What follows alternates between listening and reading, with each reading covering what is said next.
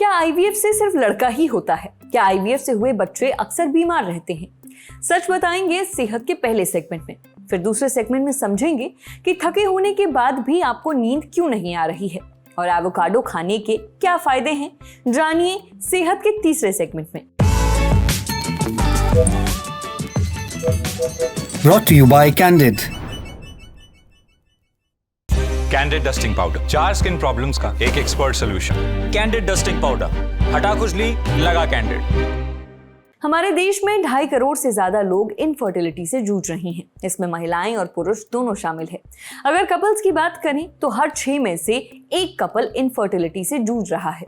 Infertility यानी आप बच्चा पैदा नहीं कर पाते।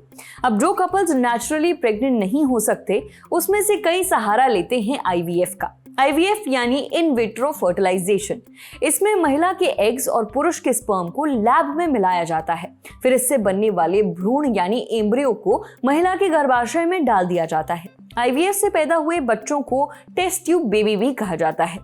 पर जब आप आईवीएफ के बारे में ऑनलाइन सर्च करना शुरू करते हैं, पढ़ना शुरू करते हैं, तो दिखती हैं कई बातें जिन्हें पढ़कर समझ नहीं आता कि आखिर ये सच है या झूठ। जैसे आईवीएफ में सिर्फ लड़का ही होता है, आईवीएफ से हुए बच्चे हमेशा बीमार ही रहते हैं, आईवीएफ कराया तो कैंसर का रिस्क बढ़ जाएगा, आईवीएफ प्रेगनेंसी हाई रिस्क होती है, वगैरह वगैरह। पर इन बातों में कोई सच्चाई है भी या नहीं, ये जानेंगे आज सेहत के पहले एपिसोड में। डॉक्टर से पता करेंगे कि आईवीएफ से जुड़ी ये 6 बातें मिथ है या फैक्ट। सुनिए।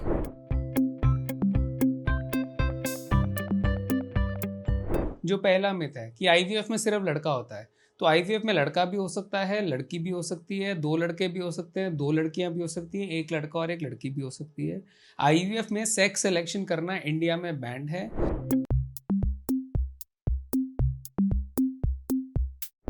तो वर्ल्ड ओवर आईवीएफ का जो सक्सेस रेट है बेस्ट ऑफ द कंडीशंस में भी 35 to 40% है। जितने भी क्लिनिक्स हैं या हॉस्पिटल्स हैं जो 70 to 80% क्लेम करते हैं सक्सेस रेट, वो सक्सेस रेट सही नहीं है। According to research, according to studies done all over the world, 35 to 40% is the standard success rate of IVF.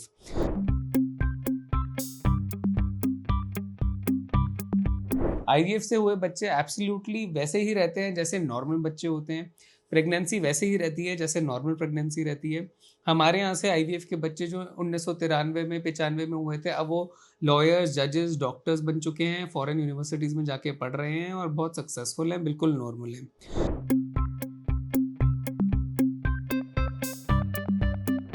अगर मल्टीपल आईवीएफ्स करे हैं किसी ने और बार बार स्टिमुलेशन लिया है तो ओवेरियन कैंसर का और ब्रेस्ट कैंसर का रिस्क ज़रूर मार्जिनली बढ़ता है।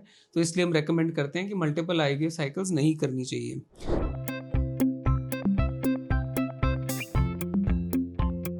आईवीएफ प्रेगनेंसी बहुत ही प्रेशियस होती है क्योंकि इतना खर्चा करने के बाद, इतने स्ट्रगल के बाद ट्रीटमेंट के थ्रू प्रेगनेंसी आई होती है। तो प्रेगनेंसी को प्रोटेक्ट करने के लिए एडिशनल हार्मोन्स और एडिशनल इंजेक्शंस हम ज़रूर देते हैं, बट वो pregnancy as such high risk नहीं होती। जो मदर होती है आईवीएफ पेशेंट्स की, यूजुअली उनकी एज ज़्यादा होती है, ट्रीटमेंट के हेल्प से उनको प्रेगनेंसी आई होती है, तो ट्रीटमेंट के हेल्प से ही उनकी प्रेगनेंसी 9 महीने तक जाती है और फिर डिलीवरी होती है।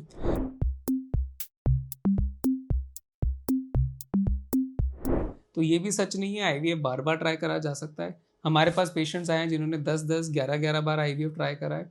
एक पेशेंट ने 5-5, 6-6 बार आईवीएफ ट्राई करा है। तो आईवीएफ कराने की कोई लिमिट नहीं होती, बट हाँ, बार बार आईवीएफ कराएंगे तो रिस्क जरूर बढ़ जाता है। अगर आप आईवीएफ करवाना चाहते हैं और आपके मन में कोई डाउट है तो अपने नजदीकी आईवीएफ क्लिनिक में जाइए और जो जानना है जान लीजिए। अब बढ़ते हैं सेहत के अगले सेगमेंट की तरफ, तन की बात।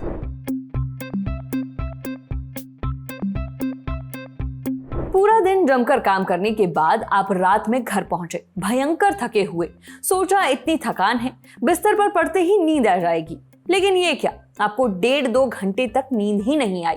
अब आप कभी इधर करवट ले रहे हैं तो कभी उधर, लेकिन नींद आने का नाम ही नहीं ले रही। पर भला ऐसा कैसे हो सकता है कि कोई व्यक्ति थका भी हो और उसे नींद भी ना आए? ये सवाल हमने पूछा सीके बिरला हॉस्पिटल दिल्ली में इंटरनल मेडिसिन डिपार्टमेंट की डायरेक्टर डॉक्टर मनीषा अरोड़ा से। डॉक्टर मनीषा कहती हैं कि थके होने के बाद भी नींद न आने की कई वजहें हो सकती हैं। पहली वजह है स्ट्रेस। जब आप स्ट्रेस में होते हैं तो शरीर फाइट एंड फ्लाइट मोड में चला जाता है, यानी आने वाले किसी भी खतरे से निपटने के लिए ये खुद को तैयार कर लेता है।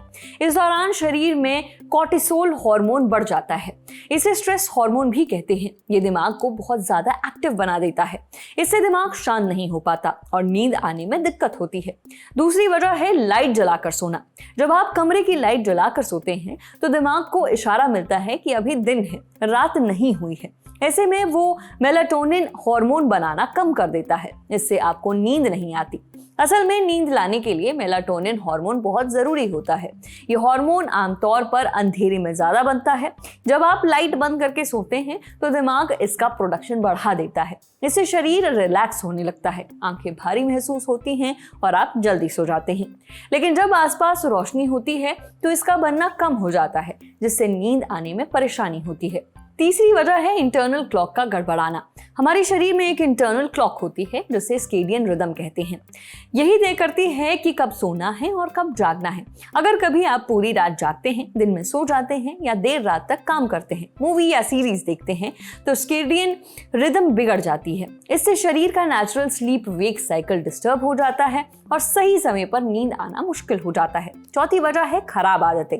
अगर आप रात में सोने से पहले चाय कॉफी पीते हैं, फोन चलाते हैं, रील्स देखते हैं या हैवी खाना खाते हैं तो इससे भी नींद आने में दिक्कत होती है, क्योंकि सारी चीजें दिमाग को एक्टिव बनाए रखती हैं। इससे शरीर को आराम के बजाय जागे रहने का इशारा मिलता है। नतीजा, थके होने के बावजूद नींद नहीं आती। अब ऐसे में किया क्या जाए? देखिए, जब भी सोने जाएं तो कमरे की लाइट बंद कर दें, फोन दूर रखें, कैफीन वाली चीजें जैसे चाय कॉफी वगैरह न पिएं। अपने सोने और जागने का टाइम तय करें और उसे फॉलो भी करें। अगर स्ट्रेस है तो डीप ब्रीदिंग एक्सरसाइज करें। खुद को शांत रखने, दिमाग को रिलैक्स करने की कोशिश करें, तभी आपको अच्छी नींद आएगी। देखिए, रोज 7 से 8 घंटे की अच्छी नींद लेना जरूरी है। अगर आपको सब कुछ करने के बाद भी नींद नहीं आ रही या नींद बार बार टूट रही है तो बेहतर होगा कि आप किसी डॉक्टर को दिखा लें। वो जरूरत पड़ने पर आपको नींद की दवाई भी दे सकते हैं, पर नींद के लिए कोई दवा खुद से न लें। समझे? अब बारी है सेहत के आखिरी सेगमेंट की, खुराक यानी एक झक्कास सी हेल्थ टिप। एवोकाडो, आपने इसे खाया भले ना हो पर इसका नाम जरूर सुना होगा।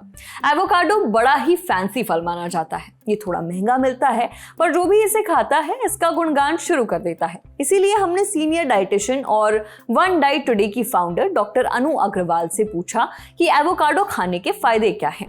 डॉक्टर अनु कहती हैं कि एवोकाडो आपके पेट के लिए बहुत अच्छा है। ये फाइबर से भरपूर होता है। इसमें सॉल्युबल और इनसॉल्युबल दोनों तरह का फाइबर पाया जाता है। हाजमा दुरुस्त रखने के लिए ये दोनों फाइबर जरूरी हैं। एवोकाडो खाने से कब्ज की शिकायत दूर होती है, पेट ठीक से साफ होता है और पेट में मौजूद गुड बैक्टीरिया को पोषण मिलता है। एवोकाडो में मोनो अनसैचुरेटेड फैट भी होता है। ये एक हेल्दी फैट है, यानी आपके शरीर के लिए अच्छा है। ये बैड कोलेस्ट्रॉल को कम करता है और गुड कोलेस्ट्रॉल को बढ़ाता है। इससे दिल की बीमारियों का रिस्क घटता है। एवोकाडो में पोटेशियम ज्यादा और सोडियम कम होता है। इससे हाई ब्लड प्रेशर घटाने में मदद मिलती है। दरअसल ज्यादा सोडियम खून की नलियों को कठोर बना देता है, जिससे बीपी बढ़ता है, पर पोटेशियम खाने से सोडियम पेशाब के जरिए शरीर से बाहर निकल जाता है। ऐसा होने पर खून की नलियां रिलैक्स होती हैं। इससे खून का बहाव सुधरता है और हाई ब्लड प्रेशर कंट्रोल में रहता है। एवोकाडो में कई एंटीऑक्सीडेंट्स भी पाए जाते हैं, जैसे ल्यूटिन और जेक्सेंथिन, विटामिन ई और विटामिन सी वगैरह। ये एंटीऑक्सीडेंट्स शरीर के सेल्स को नुकसान से बचाते हैं। सेल शरीर का बेसिक यूनिट है। जब सेल्स कमजोर हो जाते हैं या उन्हें कोई नुकसान पहुंचता है तब बीमार पड़ने का रिस्क बढ़ जाता है, लेकिन एवोकाडो खाने से सेल्स हेल्दी रहते हैं। एंटीऑक्सीडेंट्स की वजह से एवोकाडो आपकी आंखें, स्किन और बालों के लिए भी अच्छा है। एवोकाडो में एंटी इन्फ्लेमेटरी गुण भी होते हैं, यानी ये शरीर की अंदरूनी सूजन घटाता है। तो जिन्हें जोड़ों में दर्द रहता है उनके लिए एवोकाडो खाना खास फायदेमंद हो सकता है। उस पर इसमें विटामिन के और मैग्नीशियम पाया जाता है, जो हड्डियों को मजबूत बनाने के लिए जरूरी है। प्रेग्नेंट महिलाओं के लिए भी एवोकाडो खाना अच्छा रहेगा, क्योंकि ये फोलेट का अच्छा सोर्स है। फोलेट एक तरह का बी विटामिन है। ये प्रेगनेंसी में भ्रूण के सही विकास में मदद करता है और कुछ जन्मजात बीमारियों का रिस्क भी घटाता है।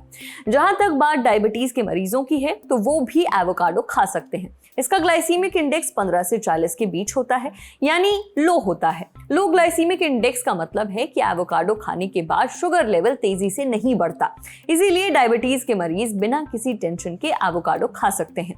जो लोग वेट लॉस कर रहे हैं वो एक दिन में आधा एवोकाडो ही खाएं, क्योंकि इसमें कैलोरीज ज्यादा होती है। वहीं बाकी लोग एक दिन में एक एवोकाडो खा सकते हैं। हालांकि अगर आपको क्रॉनिक किडनी डिजीज है, आप डायलिसिस पर हैं या खून पतला करने वाली दवाइयां ले रही हैं, तो आपको एवोकाडो खाने से बचना चाहिए। आज सेहत में इतना ही। अच्छा, अगर आप डॉक्टर हैं या फिर आपका डॉक्टर से कोई सवाल है तो स्क्रीन पर दिख रही ईमेल आईडी पर दाग दीजिए। सूचना समाप्त। शुक्रिया।